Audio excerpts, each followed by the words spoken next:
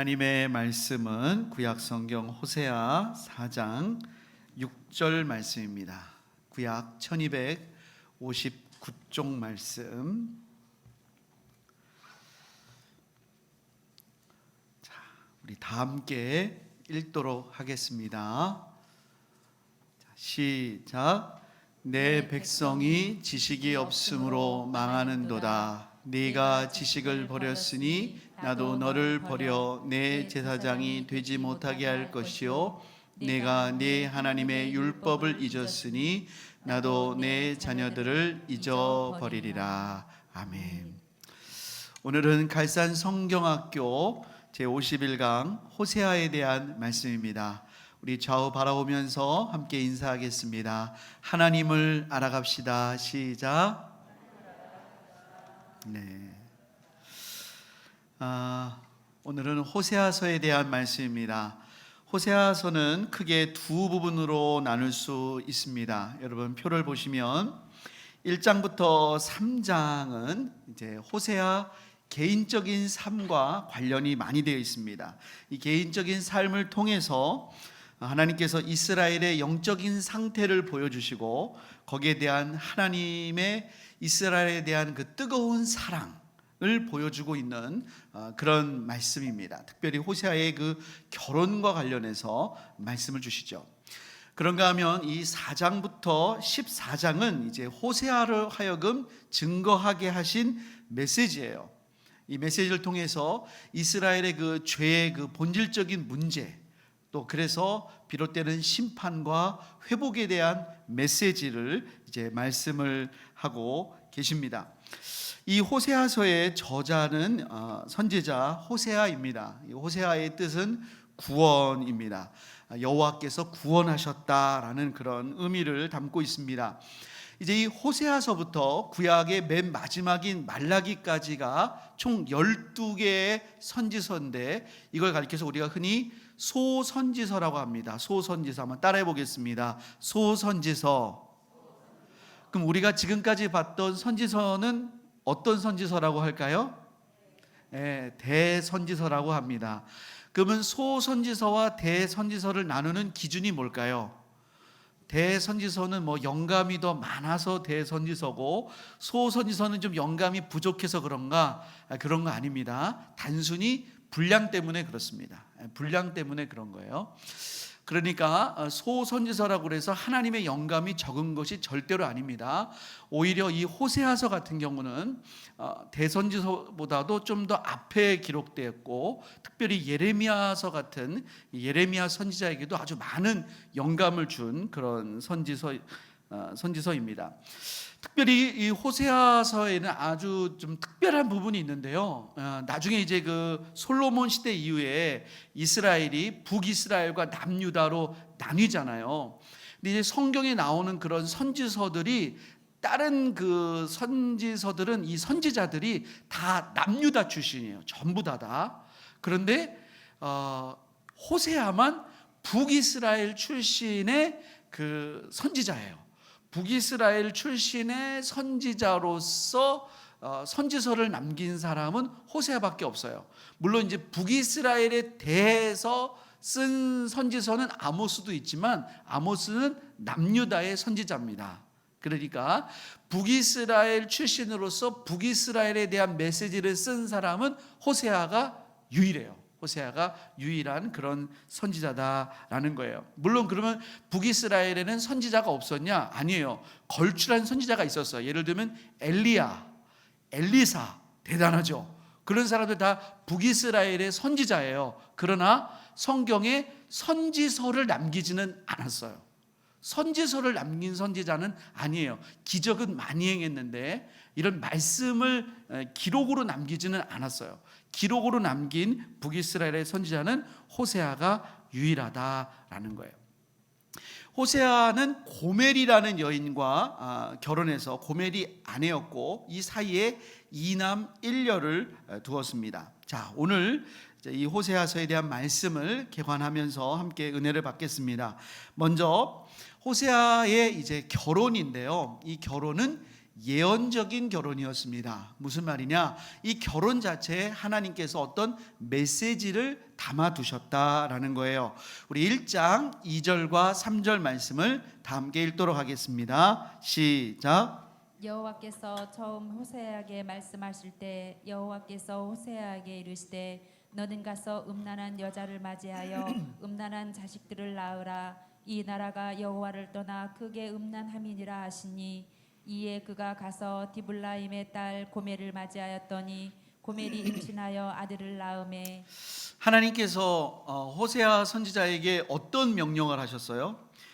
음란한 여자 고멜을 아내로 맞이하라. 그러니까 이제 몸을 파는 여인 창녀 고멜을 아내로 맞이해서 음란한 자식들을 낳으라 그랬어요.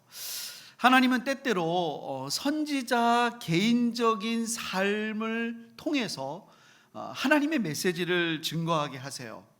예레미야에게는 결혼하지 말라 그랬습니다.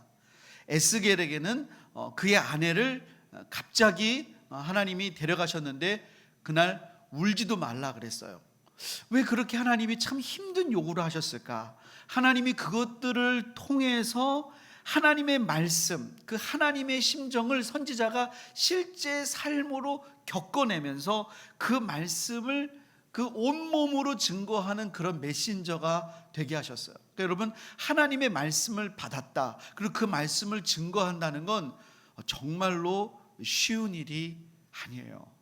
정말 말씀을 담아낸다는 것은 정말로 무거운 직책이기도 합니다. 근데 왜 음란한 여인 고멜과 하나님께서 결혼해서 왜 음란한 자식을 낳으라고 했을까? 이 음란한 여인 고멜은 영적으로 간음을 하고 있는 이스라엘 나라를 의미하는 거예요. 또한 이 고멜을 통해서 태어난 자식은 이 음란한 이스라엘 백성을 의미하는 거예요.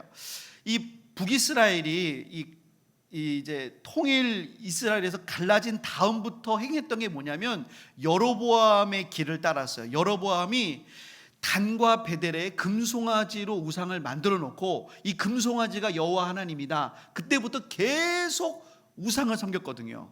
우상을 떠난 적이 없어요. 그래서 결국은 이 우상을 섬기다가 망하게 됩니다. 그러니까 계속 이 영적인 간음, 이 우상을 계속 섬긴 거예요. 그러니까 이 이스라엘 백성들은 그 우상을 한 번도 벗어나지 못한 거죠. 그러니까 이 북이스라엘 나라가 음란한 여인이 됐고 그 안에 있는 백성들은 그게 뭔지도 모르는 채 그 안에서 살다 보니까 음란한 자녀로 되었다라는 거예요.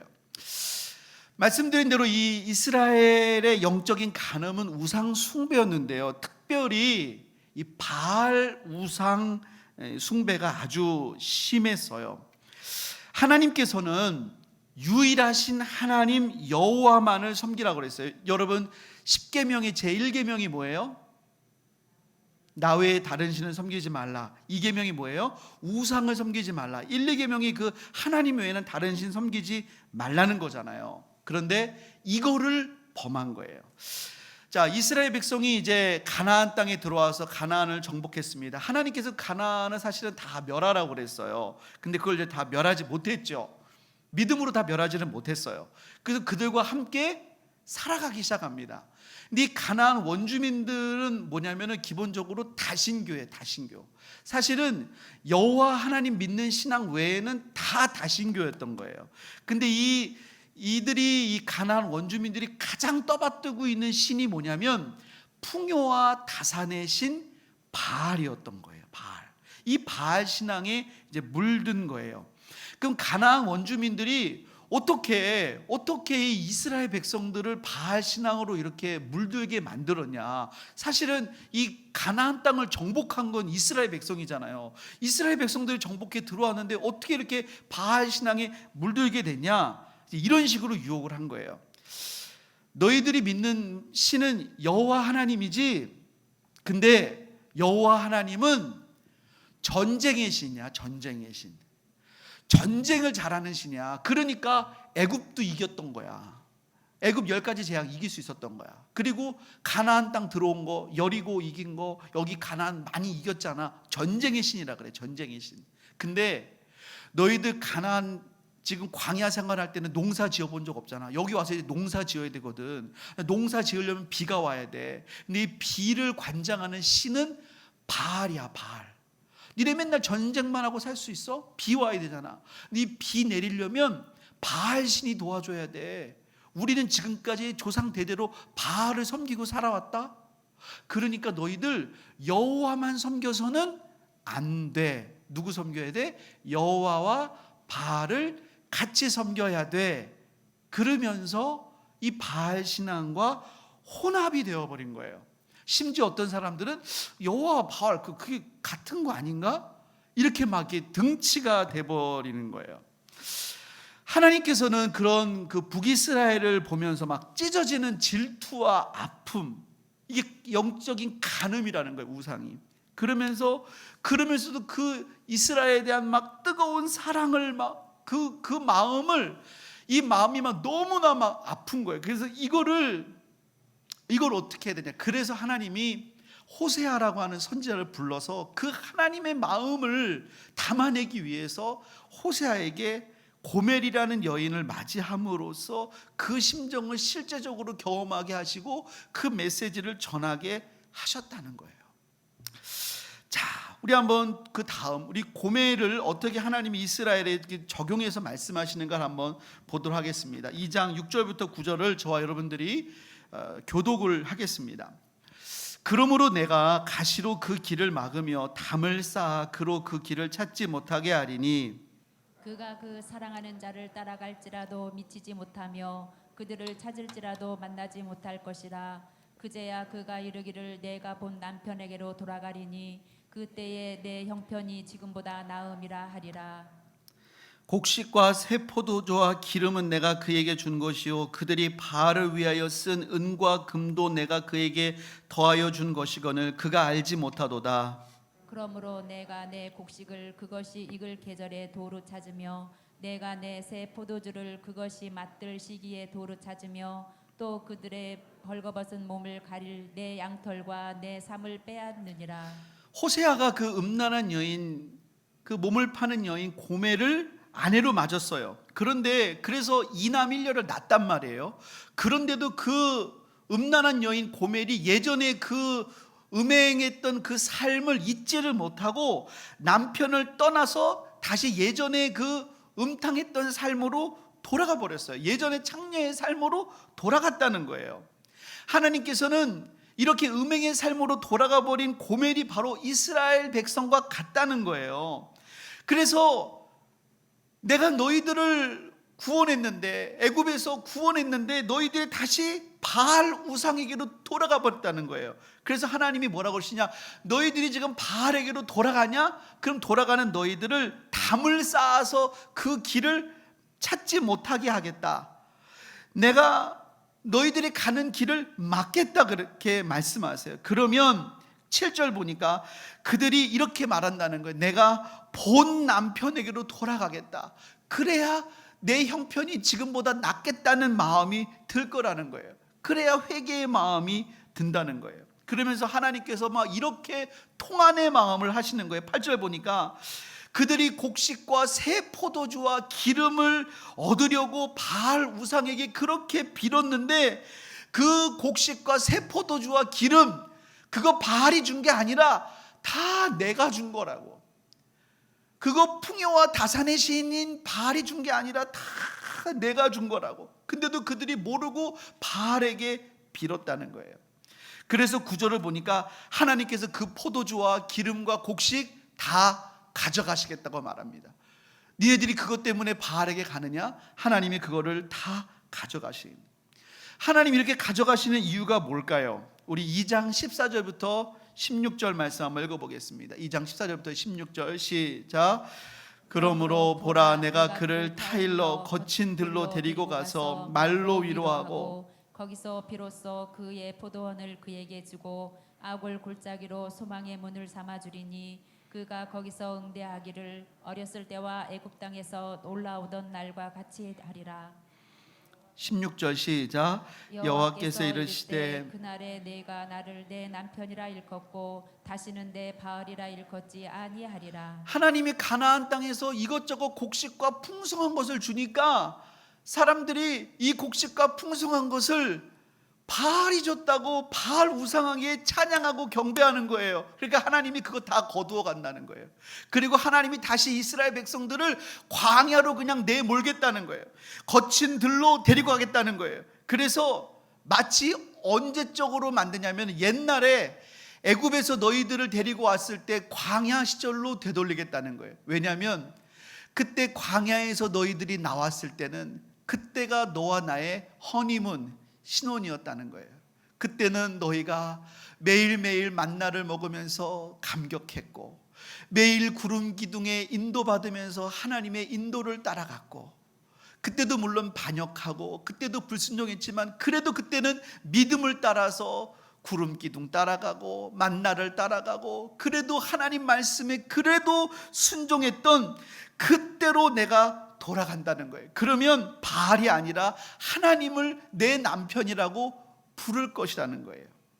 그때 내 신혼으로 돌아갈 거라고 말해요. 그런 다음에 19절 20절 이렇게 말씀하십니다. 한번 읽어보겠습니다. 시작. 내가 내게 장가들어 영원히 살되 공의와 정의와 은총과 긍휼이 여김으로 내게 장가들며 진실함으로 내게 장가들리니 내가 여호와를 알리라. 내가 내게 공의와 정의와 영원함과 진실함으로 장가들 거라는 거예요. 너가 지금 막 바알과 함께 영적으로 간음을 행했지만 그런 너에게 내가 다시 장가들어서 너와 정말로 연합하겠다 이렇게 말씀하세요. 네가 비록 그렇게 음탕해졌지만 내가 너에게 진실함으로 장가들겠다. 너에게 의로움 있는 게 아니라 내가 너에게 진실함으로 장가들겠다 이렇게 말씀을 하시는 거예요. 자, 우리 3장 1절부터 5절 보겠습니다. 그래서 이제 하나님께서 그것을 정말 실질적으로 보여주는 게 호세아로 하여금 이 고멜의 회복을 통해서 하나님이 그것을 보여주세요. 우리 한번 1절부터 5절까지를 저와 여러분들이 교독하겠습니다. 여호와께서 내게 이르시되 이스라엘 자손이 다른 신을 섬기고 건포도 과자를 즐길지라도 여호와가 그들을 사랑하나니 너는 또 가서 타인의 사랑을 받아 음녀가 된 그 여자를 사랑하라 하시기로 내가 은 15개와 보리 한 호멜 반으로 나를 위하여 그를 사고 그에게 이르기를 너는 많은 날 동안 나와 함께 지내고 음행하지 말며 다른 남자를 따르지 말라. 나도 내게 그리하리라 하였노라. 이스라엘 자손들이 많은 날 동안 왕도 없고 지도자도 없고 제사도 없고 주상도 없고 에봇도 없고 드라빔도 없이 지내다가 함께 읽습니다.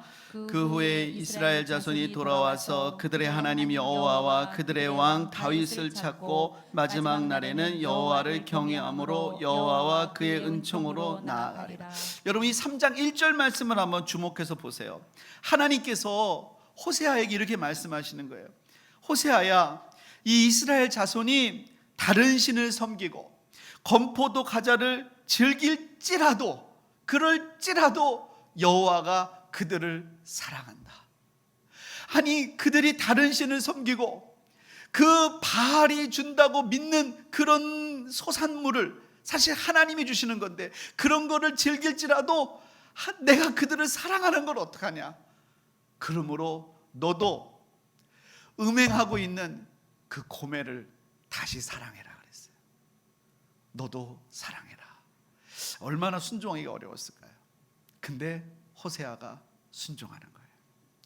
2절을 보니까요, 그 음행하고 있는 자기의 아내를 다시 데리고 오기 위해서 이 호세아가 돈을 주고 사와요. 이게 무슨 상황이냐면요, 이 고멜이 이제 음행을 한 게 그냥 바람핀 게 아니라 아예 자기를 직업 여성으로 팔은 거예요. 그러니까 직업 여성으로 팔린 이 고멜을 포주에게서 사오는 장면이에요. 그러니까 완전히 자기 몸을 그냥 완전히 내던진 거예요. 그래서 남편이 가서 자기 아내를 돈을 주고 사와요. 근데 여러분 이 가격이 그 당시에 여자 노예 몸값도 되지 않는 거예요. 그걸 주고 사와요. 그러니까 이제 고멜이 나이가 든 거예요. 그러니까 이 포주에게는 별로 이용 가치가 없어요. 뭐 아주 좀 고멜이 막 예쁘고 그런 게 아니에요. 그렇게 이용 가치가 없는데 하나님은 그런 거예요. 내가 이스라엘을 그렇지만 사랑한다는 거예요. 그래서 사오라는 거예요. 여러분, 구속이라는 말이 산다는 의미예요. 하나님이 우리를 구속하셨다는 것은 예수님이 우리의 값을 지불하고 우리를 사셨다는 거예요. 그래서 우리가 값으로 사신 바 되었으니 너희는 너희 것이 아니라고 말씀하시잖아요. 우리가 주님의 것인 거예요. 그래서 호세아가 사와서 다시 사랑하고 다시 새롭게 시작하는 거예요. 이건 여러분 인간의 사랑으로 되는 게 아니에요. 이게 여러분 은혜예요. 은혜. 이게 여러분 하나님이 우리를 향한 사랑인 줄을 믿습니다. 이게 하나님이 우리를 향한 은혜인 줄을 믿습니다. 이렇게 하나님이 호세아에게 고멜을 사랑하라 말씀하신 거예요. 자, 그럼 여러분 이제 4장으로 넘어가면 왜 이스라엘이 이렇게 간음할 수밖에 없었나? 왜 이렇게 우상 숭배할 수밖에 없었나? 이제 그 이유를 이제 호세아를 통한 메시지를 통해서 이제 보여주는 거예요. 왜 그들은 그렇게 영적으로 우상 숭배할 수밖에 없었는가? 자, 우리 4장 6절부터 13절 저 여러분들이 교독을 하겠습니다. 내 백성이 지식이 없으므로 망하는도다. 네가 지식을 버렸으니 나도 너를 버려 내 제사장이 되지 못하게 할 것이요 네가 내 하나님의 율법을 잊었으니 나도 내 자녀들을 잊어버리리라. 그들은 번성할수록 내게 범죄하니 내가 그들의 영화를 또 배부르지 아니하며 음행하여도 수요가 늘지 못하니 이는 여호와를 버리고 따르지 아니하였음이니라. 음행과 묵은 포도주와 새 포도주가 마음을 빼앗느니라. 내 백성이 나무에게 먹고 그 막대기는 그들에게 고하나니 이는 그들이 음란한 마음에 미혹되어 하나님을 버리고 음행하였음이니라. 그들이 산 꼭대기에서 제사를 드리며 작은 산 위에서 분향하되 참나무와 버드나무와 상수리나무 아래에서 하니 이는 그 나무 그늘이 좋음이라. 이러므로 너희 딸들은 음행하며 너희 며느리들은 간음을 행하는도다. 자, 이스라엘이 이와 같은 영적 간음, 우상 숭배, 특별히 바알 우상에 빠지게 된 이유가 무엇일까요? 크게 여러분 두 가지가 있습니다. 첫 번째는요, 하나님을 아는 바른 지식이 없기 때문이에요. 여러분 6절 말씀 보니까 내 백성이 지식이 없음으로 망하는도다. 그러면서 특별히 제사장에게 이렇게 말해요. 네가 지식을 버렸으니 나도 너를 버려 내 제사장이 되지 못하게 할 것이다. 이렇게 말씀하시잖아요.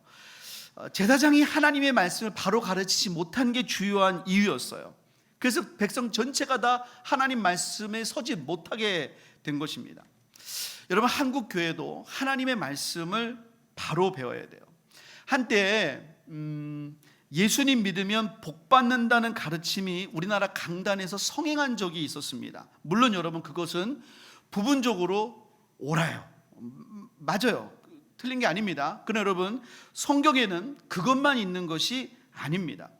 성경 66권을 고루고루 잘 배워야 돼요. 하나님의 구원의 경륜을 잘 배워야 됩니다. 그래서 주님의 나라를 대망하고 준비하고 그 나라를 위해서 살아야 돼요. 종말론적인 삶을 살아야 돼요. 근데 그렇게 가르치지도 배우지도 않으려고 하는 거예요. 그 결과 여러분 어떻게 됐어요? 그 결과 어떻게 됐습니까? 한국교회 성도들이 진짜 물질적인 복을 받았습니다. 그러니까 어떻게 돼요? 이제 교회 나올 필요성을 못 느끼는 거예요. 물질적인 복을 받았고 예수 믿으면 복 받는다고 그랬어요. 예수 믿고 이제 복 받았거든요. 그러니까 이제 교회 열심히 나올 이유가 없는 거예요. 뜨겁게 기도할 필요성을 못 느끼는 거예요. 하나님 복 주신 이유가 있거든요. 성경에 다 나오거든요. 복 주신 이유가 있어요. 사명 가지고 살아야 되는데 그걸 모르는 거예요. 성경을 잘 못 배웠기 때문에 그래요. 왜 복 주셨는지를 모르는 거예요. 이제 하나님 나라를 위해 부르짖어야 되는데, 이제 하나님 나라를 위해 뛰어야 되는데 그걸 몰라요. 완전히 뒷전이 됐어요. 하나님 말씀을 제대로 배우지를 못했어요.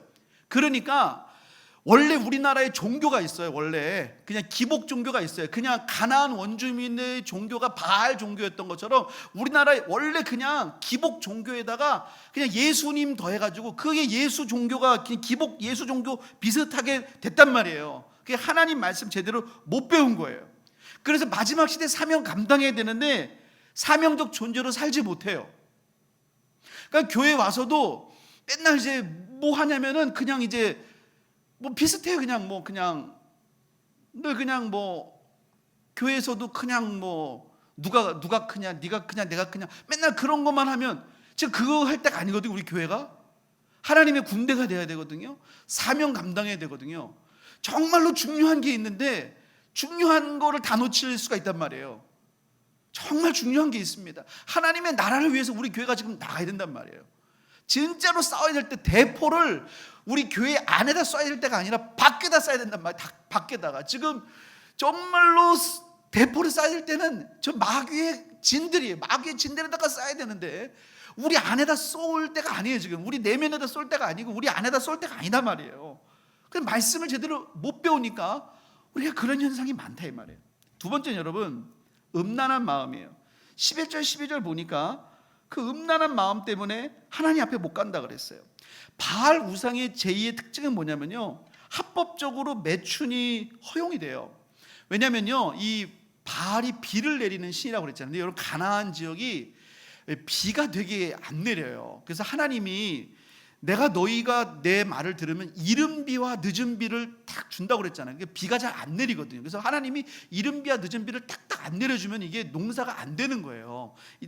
잘 내려야 된단 말이에요. 그러니까 이 가나안 사람도 어떻게 했냐면 이 바알 신앙이 뭐냐면은 바알 신정 가면은 남창과 여창이 있어요. 그러니까 여자들이 제사하러 가면 제사 드린 다음에 여자는 남창을 만나고 남자는 여창을 만나요. 그래서 어떤 매춘 행위를 합니다. 합법적이에요.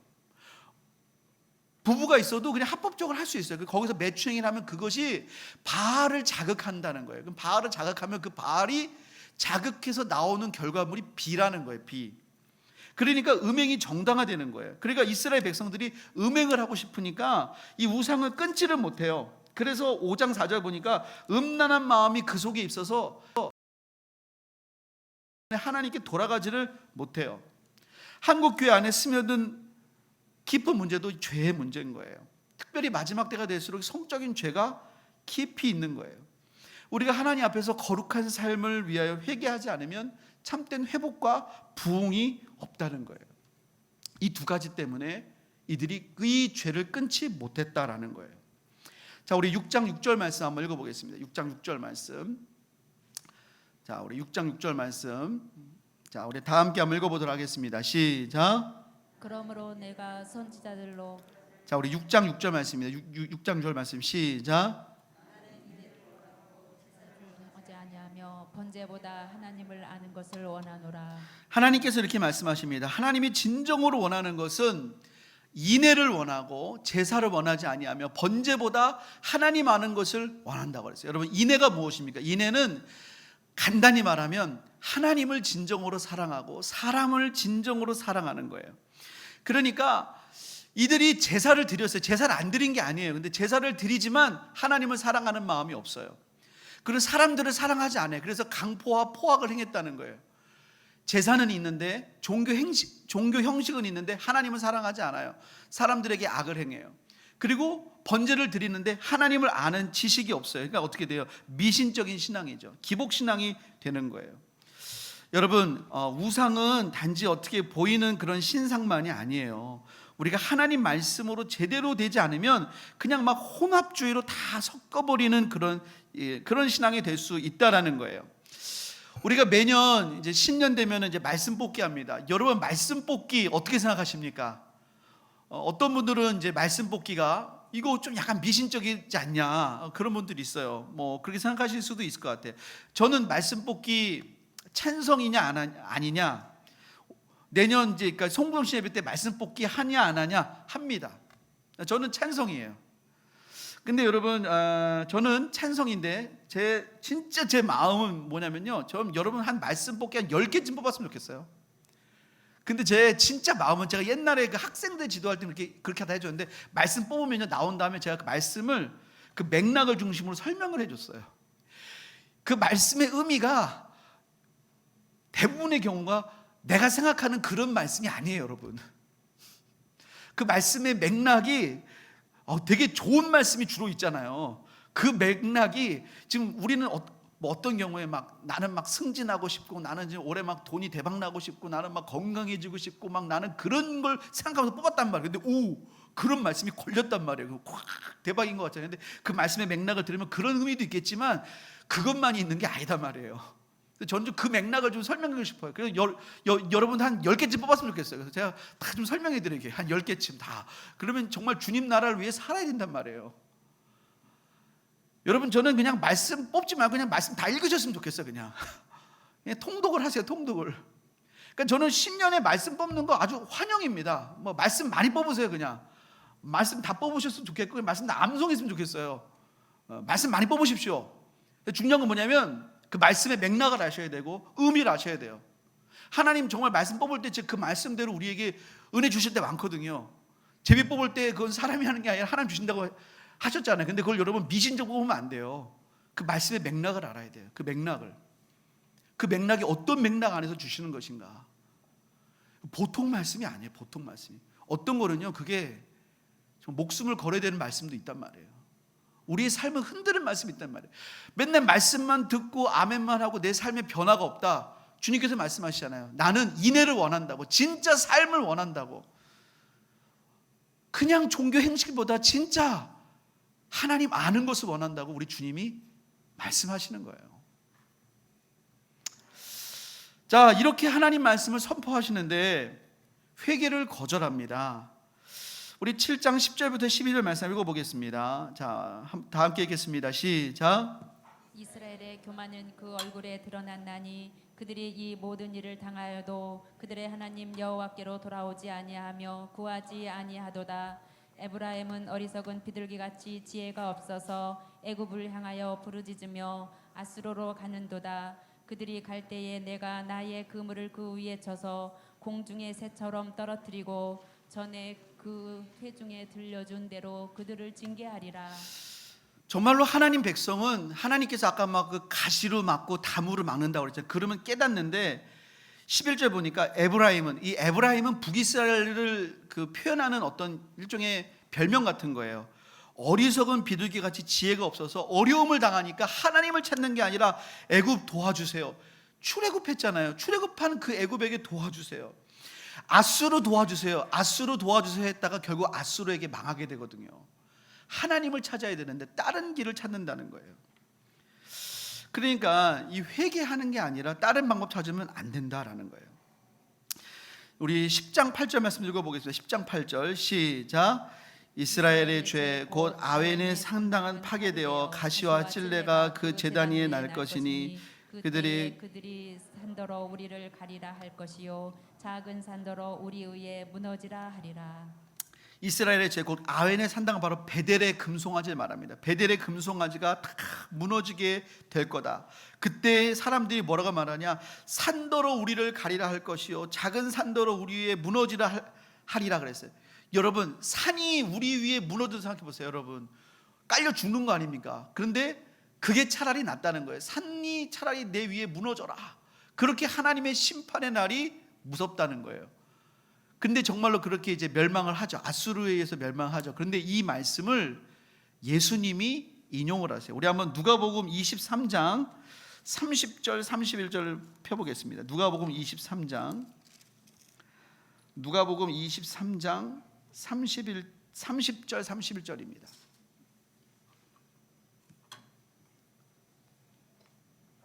이게 여러분 지금 어떤 상황이냐면요, 예수님께서 십자가를 지고 막 올라가시는 거예요. 그랬더니 막 여자들이 가슴을 치면서 막 우는 거예요. 그랬더니 예수님께서 예루살렘의 딸들아 나를 위하여 울지 말고 너희와 너희 자녀들을 위하여 울라 하면서 예수님께서 30절 31절 이렇게 말씀하십니다. 우리 한번 읽어보겠습니다. 시작. 그때 사람이 산들에 대하여 우리 위에 무너지라 하며 작은 산들에 대하여 우리를 덮으라 하리라. 푸른 나무에도 이같이 하거든 마른 나무에는 어떻게 되리요 하시니라. 그때에 사람들이 이런 말을 할 거라는 거예요. 그때는 이제 마지막 심판 날이에요. 마지막 심판 날 사람들이 차라리 하나님의 그 심판을 당하느니 산이 그냥 내 위에 무너지는 게 낫겠다는 거예요. 그러면서 이런 말 하셨어요. 푸른 나무에도 이같이 하거늘 마른 나무에는 어떻게 되리요. 여러분, 푸른 나무가 뭐냐면, 여러분 그 나무를 땔감으로 쓸 때 푸른 나무는 이제 막 물을 한껏 먹어가지고 이런 나무를 이렇게 불에다 넣으면 잘 안 타잖아요. 숯처럼 이렇게 바싹 마른 나무는 이렇게 불에 넣으면 잘 타지만 막 물을 먹어가지고 막 잎이 무성한 나무는 잘 안 타지 않습니까? 예수님은 푸른 나무셨어요. 무슨 말이냐? 죄가 하나도 없는데도 우리를 대신해서 대속의 십자가를 진 거예요. 죄가 하나도 없는데도 대속의 십자가를 지신 겁니다. 대속의 십자가를 지신 예수님도 그렇게 고난을 받으셨어요. 대신해서 지신 그 고난도 그렇게 힘든 고난이셨거든. 자기 죄로 인하여 심판을 받는 마른 나무는 얼마나 그 고통이 심하겠느냐. 자기 죄 때문에 그 죄를 가지고 심판을 하나님께 받는 그날은 진짜 산들이 내 위에 무너져라라고 사람들이 말한다는 거예요. 그러니까 여러분, 그날은 보통 날이 아닙니다. 어마어마한 날이 된다 그 말이에요. 그러나 여러분, 이 호세아서의 마지막은 이스라엘의 회복으로 말씀하고 있습니다. 우리 좀 길지만 14장 1절부터 8절을 저와 여러분들이 교독을 하겠습니다. 이스라엘아, 네 하나님 여호와께로 돌아오라. 네가 불의함으로 말미암아 엎드러졌느니라. 너는 말씀을 가지고 여호와께로 돌아와서 아뢰기를 모든 불의를 제거하시고 선한 바를 받으소서. 우리가 수 송아지를 대신하여 입술의 열마를 주께 드리리이다. 우리가 아수르의 구원을 의지하지 아니하며 말을 타지 아니하며 다시는 우리의 손으로 만든 것을 향하여 너희는 우리의 신이라 하지 아니하오리니 이는 고아가 주로 말미암아 국률을 얻음이니이다 할지니라. 내가 그들의 반역을 고치고 기쁘게 그들을 사랑하리니 나의 진노가 그에게서 떠났음이니라. 내가 이스라엘에게 이슬과 같으리니 그가 백합화같이 피겠고 레바논 백향목같이 뿌리가 박힐 것이라. 그의 가지는 퍼지며 그의 아름다움은 감람나무와 같고 그의 향기는 레바논 백향목 같으리니 그 그늘 아래에 거주하는 자가 돌아올지라. 그들은 곡식같이 풍성할 것이며 포도나무같이 꽃이 필 것이며 그 향기는 레바논 포도주같이 되리라. 에브라임의 말이 내가 다시 우상과 무슨 상관이 있으리요 할지라. 내가 그를 돌아보아 대답하기를 나는 푸른 잣나무 같으니 내가 나로 말미암아 열매를 얻으리라 하리라. 하나님께서는 이스라엘을 회복시키십니다. 고멜을 다시 하나님이 받아주신 것처럼 회복시키시는데, 그때 에브라임, 이스라엘이 말하기를 나는 이제 우상과 상관이 없습니다. 나는 이제 아수르를 의지하지 않습니다. 나는 이제 하나님만 바라봅니다. 하나님만 의지합니다. 그러한 정말 새로운 심령으로 변화된다는 것입니다. 여러분, 예수님으로 말미암아 하나님께서 우리에게 성령을 부어주시고 그런 놀라운 삶을 시작되게 하신 줄을 믿습니다. 하나님께서 우리에게 그런 새 나라의 새 백성이 되게 하셨는데, 여러분, 우리가 정말로 하나님의 말씀에 입각한 신앙생활 할 수 있기를 주님의 이름으로 축복합니다. 세상적인 가치관에 따라서 신앙생활하는 것이 아니라 정말로 예수님 붙잡고 하나님 나라의 가치관으로 정말 주님 나라 바라보며 믿음으로 살아가는 저와 여러분 다 될 수 있기를 거룩하신 예수님의 이름으로 축복합니다. 할렐루야. 기도하겠습니다. 우리 이 시간 말씀 붙잡고 기도하실 때 우린 때때로 정말로 성공이 하나님 나라의 성공이 아니라 세상의 성공을 그대로 가져와서 하나님의 성공인 것처럼 생각할 때가 많았습니다. 승리가, 세상의 승리가 똑같은 기준으로 하나님의 승리인 것처럼 생각할 때가 많았습니다. 그거는 혼합입니다. 그것은 뒤섞여 버린 것입니다. 그거는 바알주의입니다. 그거는 물질 만능주의입니다. 그건 기복신앙입니다. 우리의 성공과 우리의 승리는 주님의 나라를 이루는 것입니다. 주님의 뜻이 이루는 것이 성공이고 승리입니다. 하나님, 우리에게 이 세상 가치가 우리의 가치가 되었다면 하나님, 그런 우리의 혼합된 신앙을 용서하여 주옵소서. 하나님, 바알이 우리의 하나님이 아니라, 이 세상의 가치관이 우리의 하나님이 아니라 정말 예수님이 우리의 주님 되게 하시고 예수님 따라가는 우리의 삶이 되게 하여 주옵소서. 우리 주님 따라가서 주님 앞에 정말 잘했다 칭찬받는 우리의 삶이 되게 하옵소서. 우리 시간에 예수님의 이름, 주님의 이름 한번 부르고 합심으로 기도하겠습니다. 주여, 하나님 아버지 은혜 허락하여 주옵소서. 하나님 아버지, 정말 주님 보시기에 올바른 삶을 살기를 소원합니다. 하나님, 우리의 성공이 동일하게 세상의 성공과 등치되고 우리의 승리가 세상의 승리와 동일하게 하나님 여겨졌던 것 아닙니까? 주님 용서하여 주옵소서. 하나님, 정말로 우리가 입술로만 하나님을 고백하고 하나님 우리가 번제와 제사를 드리지만 인애를 저버리고 하나님 아는 지식과 떠나 살지는 않았습니까? 주여, 하나님 용서하여 주시옵소서. 하나님 아버지, 하나님 음란한 마음이 있어 하나님께 돌아가지 못했던 하나님 이스라엘 백성의 삶이 우리의 모습은 아니었습니다. 주님, 하나님 우리를 불쌍히 여겨주시고 우리를 용서하여 주시옵시고 하나님 우리 안에 거룩함을 주시고 우리 안에 회개함을 주시고 하나님을 바라볼 수 있도록 하여 주시옵소서. 아버지, 하나님 우리가 정말 주님의 길을 따라갈 수 있기를 원합니다. 하나님 우리가 정말 십자가의 길을 따라갈 수 있기를 원합니다.